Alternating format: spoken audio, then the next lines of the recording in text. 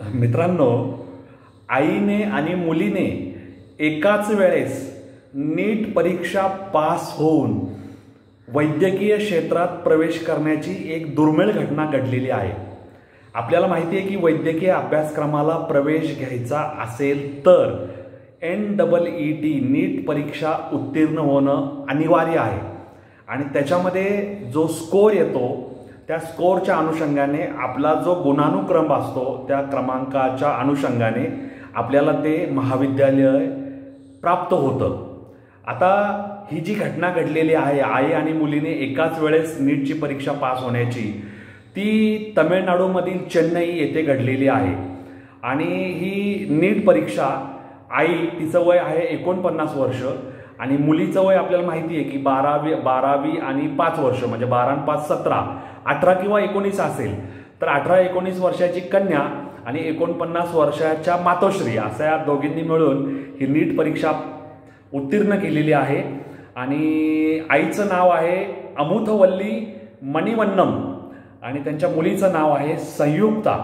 आणि यावर्षी त्यांनी ही परीक्षा पास केली, म्हणजे जुलै-ऑगस्ट 2025 मध्ये। आणि आईला म्हणजे अमुथवल्ली यांना सरकारी वैद्यकीय महाविद्यालयात प्रवेश मिळालेला आहे आणि कन्या जी आहे संयुक्ता, तिला सुद्धा MBBS अभ्यासक्रमाला प्रवेश मिळणार आहे, म्हणजे त्यावेळेस ती प्रक्रिया चालू होती।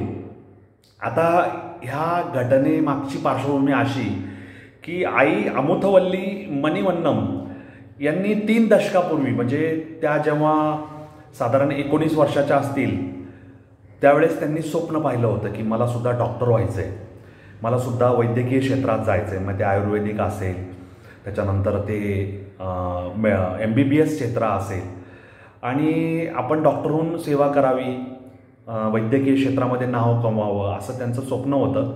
पण ते स्वप्न काही साकार झालं नाही। कालांतराने त्यांचं लग्न झालं, त्या संसारात पडल्या आणि घरची काही आर्थिक परिस्थितीमुळे सुद्धा शिक्षण घेणं शक्य झालं नसेल, परंतु त्यांनी आपली इच्छा फिजिओथेरपिस्ट म्हणून पदवी प्राप्त करून त्यांनी आपली डॉक्टर होण्याची इच्छा त्याच्यावर भागवली आणि फिजिओथेरपिस्ट म्हणून त्या काम करत होत्या। परंतु त्यांच्या मनातील उर्मी त्यांना डॉक्टर होण्यापासून परावृत्त करू शकली नाही। त्यामुळे ते आतली जी शक्ती होती, आतली जी उर्मी होती, त्या उर्मीच्या अनुषंगाने आपली मुलगी जी 18-19 वर्षाची आहे, 17 वर्षाची आहे, 12वी पास होऊन ती नीटची तयारी करत आहे, तर आपण सुद्धा तिच्यासोबत नीटची तयारी करायला काय हरकत आहे। आपलं पूर्वीचं वैद्यकीय ज्ञान आहे, आपल्याकडे फिजिओथेरपिस्ट म्हणून पदवी आहे, या ज्ञानाचा सदुपयोग करून, अभ्यास करून, प्रापंचिक जबाबदाऱ्यामधून थोडा वेळ काढून आपण जर 48व्या-49व्या वर्षी अभ्यास केला तर आपल्याला ही परीक्षा उत्तीर्ण होणं अवघड नाही।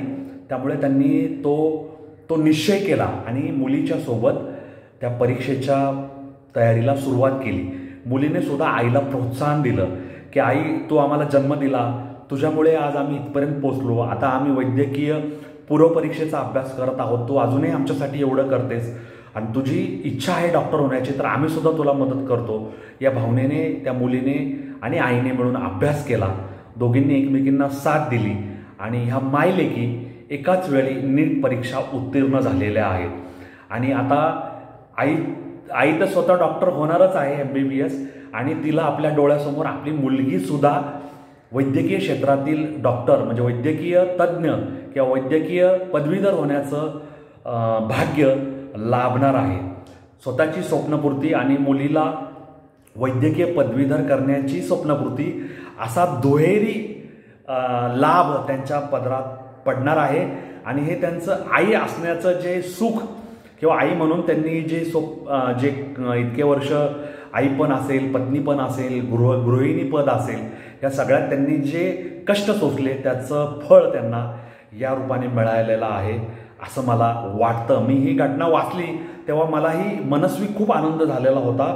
आता ह्या अमुथवल्ली काय म्हणतायत की या यशाने मी आनंदी आहे, माझी मुलगी नीटचा अभ्यास करू लागली तेव्हा मला सुद्धा परीक्षा देण्याची इच्छा निर्माण झाली, महत्त्वाकांक्षा जागरूक झाली आणि त्यामुळे मुलीकडून मी नीट परीक्षेची पुस्तकं घेऊन अभ्यास केला, जोरदार तयारी केली, असं या अमुथवल्ली म्हणतायत। तर या संयुक्ता या लेकीला आणि तिची आई अमुथवल्ली मणिवन्नन या दोघींना शुभेच्छा देऊया. त्यांचं हे स्वप्न लवकरच साकार होणार आहे. आणि आपण म्हणतो ना, जहा चाह वहाँ राह, इच्छा तिथे मार्ग. When there is will there is way. आपण फक्त नुसतं इच्छा प्रगट करून चालत नाही, तर इच्छा पूर्ण होण्यासाठी आपल्याला सारखा त्या इच्छेचा ध्यास लागला पाहिजे. आपण नवनवीन वाटा शोधायचा प्रयत्न केला पाहिजे.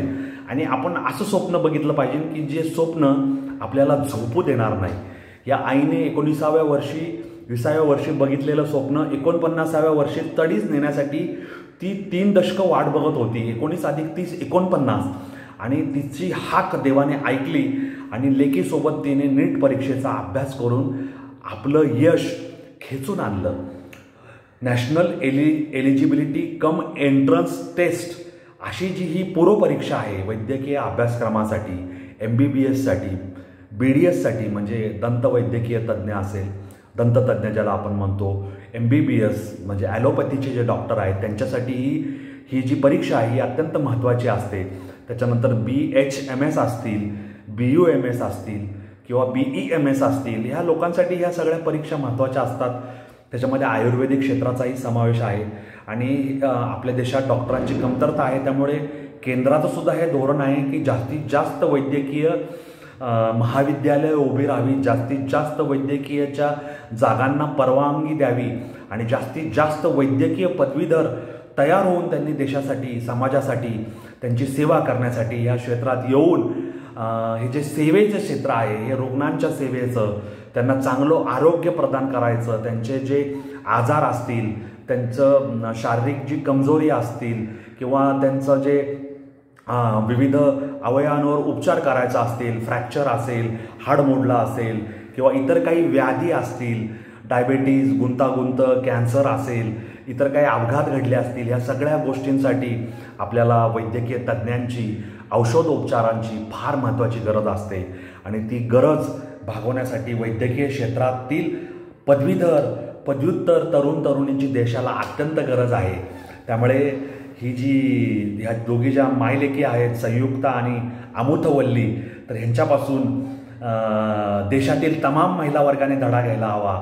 मग ती सासूसून असेल, मला वाटतं ननंद आणि भाऊजय असेल, जावा असतील, मावस बहिणी असतील, चुलत बहिणी असतील, मैत्रिणी असतील, लग्न होऊन झालेल्या गृहिणी असतील, त्यांच्यामध्ये अजूनही शिकायची उर्मी आहे, त्यांनी निश्चित अमुथवल्ली आणि संयुक्ताचा आदर्श घेऊन आपल्या राहिलेल्या इच्छा, संसार सुरळीत सुरू आहे, पती सेटल आहेत, मुलं सेटल आहेत, शिक्षण, धंदा, नोकरी, रोजगार, व्यवसाय सगळं स्थिर स्थावर आहे, अशा वेळेस आपल्या सुप्त इच्छा, आपल्या आशा आकांक्षा, आपल्यातील कला, आपल्यातील शिक्षण क्षेत्राची ओढ, आपल्यातील इतर काही सुप्त कलागुण यांना वाट मोकळी करून द्यायला हवी. शिक्षण क्षेत्रात, कला क्षेत्रात, नाट्य क्षेत्रात, संगीत क्षेत्रात, पर्यटन क्षेत्रात, लिखाण क्षेत्रात नाव कमवायला काही हरकत नाही. जहाँ चाह वहाँ राह, इच्छा तिथे मार्ग. When there is will there is way. एवढं लक्षात ठेवायचं. या नोटवर तुमचा व्हिडिओ मित्र सुरेश मुरलीधर कोडितकर तुमची रजा घेतो. तुम्हाला हा चॅनल कसा वाटतो मला कॉमेंट बॉक्समध्ये लिहून कळवा. तुम्हाला हा व्हिडिओ कसा वाटला, आवडला, न आवडला, आणखी नवीन कुठल्याही विषयावर व्हिडिओ आणावेत, तुमचे अभिप्राय, तुमचं मत कॉमेंट बॉक्समध्ये लिहून मला कळवा. हा चॅनल जास्तीत जास्त लोकांपर्यंत लाईक करा, शेअर करा, सबस्क्राईब करा. आपले आप्तेष्ट, आपला मित्रपरिवार, आपला स्नेहीजन, आपले नातेवाईक सगळ्यांपर्यंत माझा चॅनल पोचवा. त्यांनाही या चॅनलवर सबस्क्राईब करायला सांगा. आपल्याला या अनवेट वाटेवरचे वाटसरू व्हायचं आहे, वारकरी व्हायचं आहे आणि हा प्रवास अखंड चालू ठेवायचा आहे, असं माझं तुम्हाला सांगणं आहे. तेव्हा आपला व्हिडिओ मित्र सुरेश मुरलीधर कोडितकरला रजा द्या. धन्यवाद. जय हिंद, जय महाराष्ट्र, वंदे मातरम, जय श्रीराम, जय जगन्नाथ, जय सनातन. धन्यवाद.